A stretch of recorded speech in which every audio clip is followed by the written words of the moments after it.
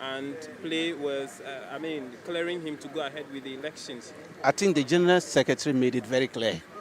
The three core issues on which we allow Baba Jamal to contest this election. And it was very clear. So I don't know why you want us to repeat it again. It was very clear. You don't solve an illegality with an illegality.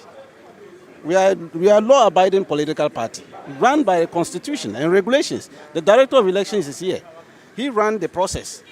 And anytime he's going to run an election, he makes sure that he goes by the dictates of the regulations. He can't go outside the regulations. They pass the constitution. And so if we come out and we've seen that we have been magnanimous and be very clear in our mind about the report, compare that one to our opponents who have institutionalized this canker in their party. You saw it. You were reporting it live on 31st January. Have they issued even a one-line statement to condemn what has happened? Have they put up a committee? You should be congratulating Did the NDC for EC that. express any reservation about some of these things? Are they worried? The EC did not see anything. They conducted the election. It went on peacefully. The process was conducive. What happened did not happen at the... That's Rashid Tanko Computer. He's the Deputy Director of Elections of the NDC. Let's take you around the regions right now.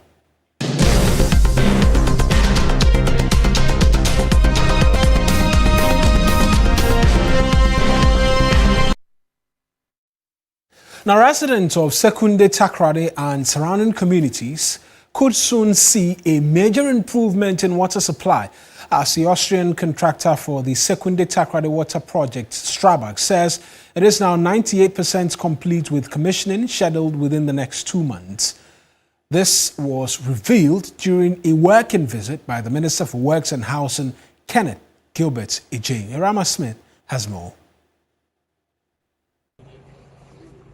The Sekunde Takrade Water Expansion Project, which started in May 2022 with a budget of 70 million euros, is expected to increase daily production from 6 million gallons to 22 million gallons upon completion.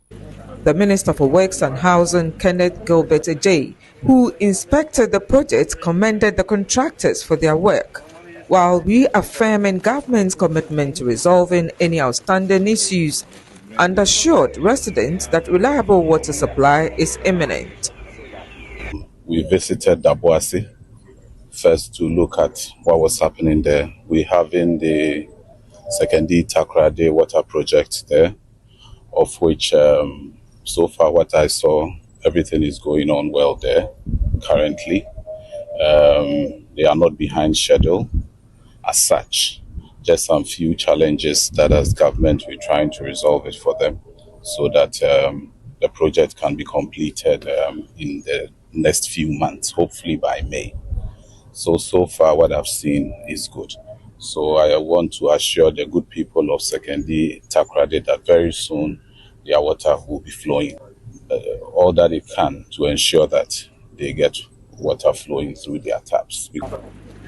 According to the project manager for Strabag, Vlad Falup, the project is at an advanced stage with equipment testing underway and only finishing works such as final painting and road reinstatement remaining. Mr. Falup confirmed the project is 98% complete, adding that commissioning is scheduled for the next 2 months. After that, the water visually is already clear. However, there are still some small particles. For that, we use the filter area, where we use a system of dual media filters, sand and anthracite, to remove the very fine particles. We are quite advanced. We are testing our equipment currently. Remaining, of course, there are some finishing works, some road works, final painting and so on. But the major focus right now is to test to be sure that our equipment are ready to operate and treat water. Irama Smith, TV3 News, Western Region.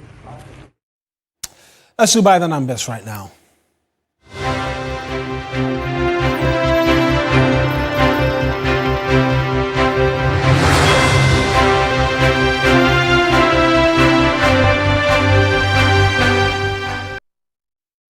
Today on By the Numbers, we're counting something Ghana should never become comfortable counting, and that is hunger. According to the Ghana Statistical Service, in the third quarter of 2025, food insecurity affected 38.1% of the population. That translates to about 12.5 million people living with uncertain access to food. In the Upper East region alone, nearly 7 out of every 10 people were affected. And this report goes beyond national figures. It also tells a story of what is happening inside households across the country. In the past 3 months, 52.7% of households said they were worried about not having enough food.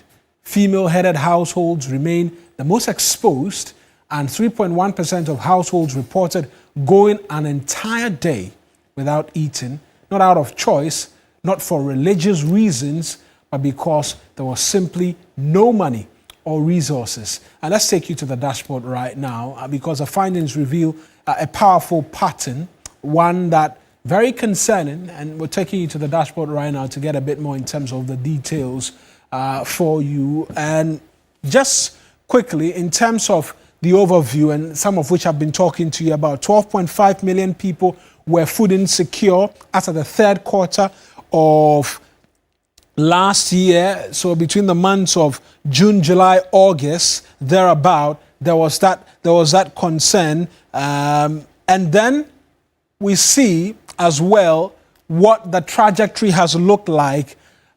So it's been a marked improvement of some sort if you want to consider from quarter 4 of 2024 up and through 2025, where we've seen a drop of some sort from the 41.1% of the population, which was food insecure, which has dropped to 38.1%. But that's not something worth celebrating, because if you go to the Upper East region, that's where you find a lot of individuals where nearly 7 out of 10 people or households not having food to eat, not out of choice or anything, but because there's a genuine challenge as to access to food.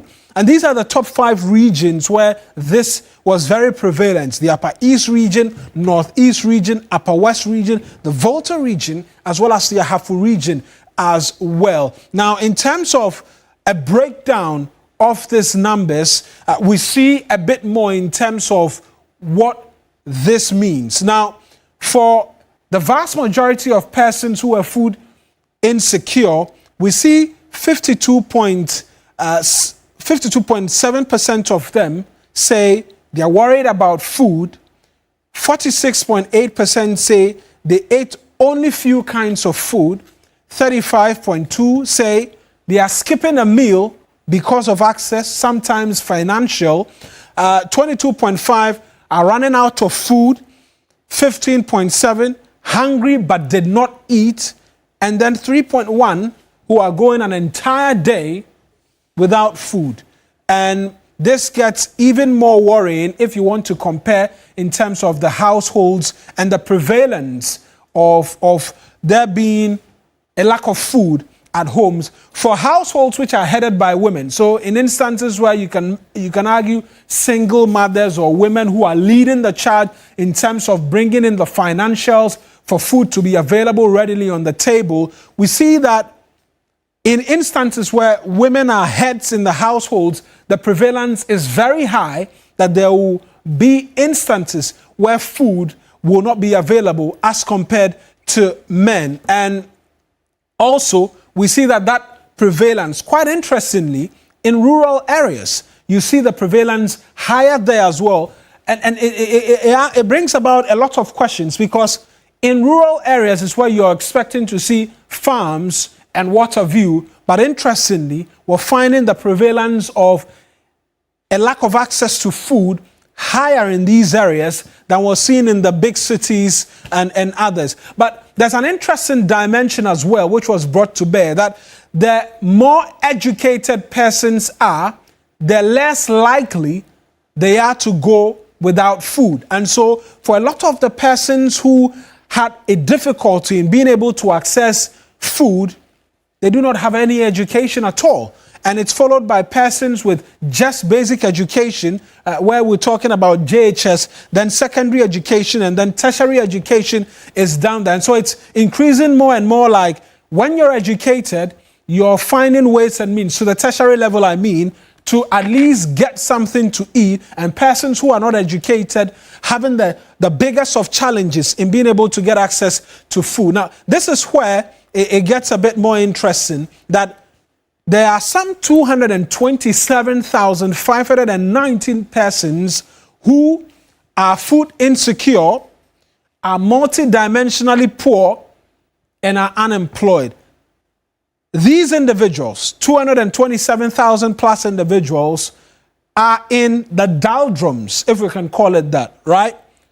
They have no jobs, they do not have access to food, and then they are poor multidimensionally. And so even a household where they can lay their heads is a problem when you want to break or go down into multidimensional poverty. And this number most certainly is one that should cause a lot of worry to persons in authority in trying to find ways and means to address challenges. That's it for us by way of By the Numbers. And to an extent and to a stretch, the end of the bulletin this afternoon as well. It's been a Fugu Wednesday, and we're seeking to celebrate rich Ghanaian culture and tradition. And so if you're in a Fugu, you can as well share with us on our respective social media handles. As always, a lot more news if you log on to 3news.com as well. I am Mawina Egbeta. Many thanks for watching.